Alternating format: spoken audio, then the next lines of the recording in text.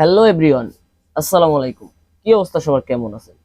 আজকে আবার আমি আসছি আপনাদের মাঝে NSZT-Y66T প্লেয়ারটা নিয়ে। আসলে অনেকেই জানে না যে NSZT-Y66T প্লেয়ারটা, এই লেখাটা আসলে কি করতে হবে বা কিছু। আর আপনার সচরাচর এই লেখাটা আসবে যখনই আপনার প্লেয়ারটায় সফটওয়্যার এসডি কার্ডটা থাকবে না। সফটওয়্যার এসডি কার্ডটা না থাকার পরে যখনই আপনি ব্যাটারিটা খুলবেন, তারপরে এই প্লেয়ারটা, এই লেখাটা আসবে।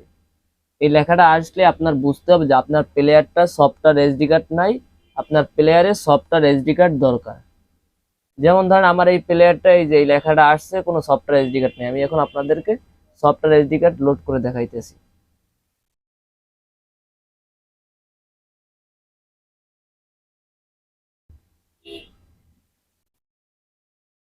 মনে করেন এই লেখাটা আসার পরে যে প্লেয়ারটা ফোল্ডিং করলাম, এখন আমি একটা original software SD card load করব।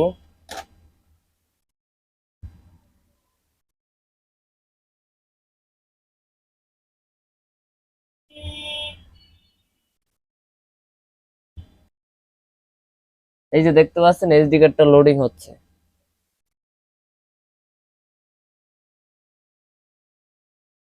অরিজিনাল ম্যাপ কার্ড তো, এই জন্য একটু দেরি হচ্ছে।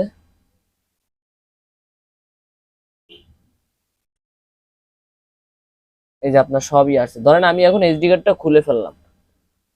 এসডি কার্ডটা খোলার পরও আপনার, আমার মনে করেন এই প্লেয়ারে, আপনার এই প্লেয়ারে সবই চলবে। আপনার ফুল প্লেয়ারে এখন ওকে আছে। ধরেন এসডি কার্ড আমি খুলে বলছি, তারপরও ফুল প্লেয়ার ওকে। এই যে অডিওতে ক্লিক করলে এই দেখেন সব অপশন আসবে। এখন আপনার যা যা দরকার সব আসবে, যে এম এফ এম, আপনার যা যা দরকার সবই আসবে, সবই চলবে, সবই ঠিক আছে, সবকিছু ওকে, সবকিছু চলবে, আপনার যা যা দরকার। কিন্তু এটা মনে করেন আপনার লোড করা সিস্টেম, এসডি কার্ডটা লোড করা আছে।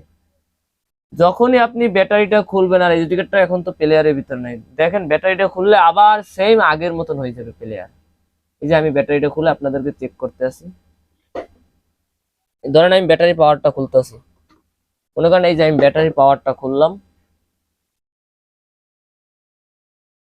2 মিনিট পরে আবার লাগাইতেছি।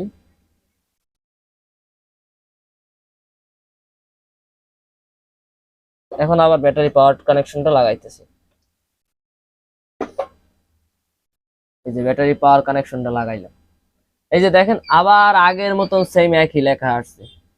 তো অনেকে হয়তো বা করে কি, শোরুম থেকে আপনার এই এসডি কার্ডটা লোড করে দেয় আপনাদেরকে, যখনই আপনারা বুঝতে পারেন না, যখনই ব্যাটারি খুলেন এইভাবে লেখা আসে, তখনই আপনাদের বুঝতে হবে যে এই প্লেয়ারটায় সফটওয়্যার এসডি কার্ডের দরকার আছে। সফটওয়্যার এসডি কার্ড ছাড়া প্লেয়ারটা কোনোভাবেই ওপেন হবে না।